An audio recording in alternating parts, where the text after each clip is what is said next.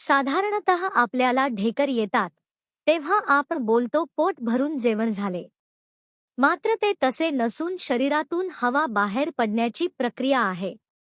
आपल्या पोटात पचनाच्या प्रक्रियेत काही घटक तयार होताना हवाही तयार होते. ही हवा तोंडावाटे बाहेर फेकली जाते. पचनानंतर आलेली ढेकर शुद्ध असते तर अपचनाची ढेकर आंबट असते. भरभर खाणे, च्युइंगम्स घालणे, धूम्रपान, सोडायुक्त पेयांचं सेवन या सवयींमुळे ही ढेकर येऊ शकतात.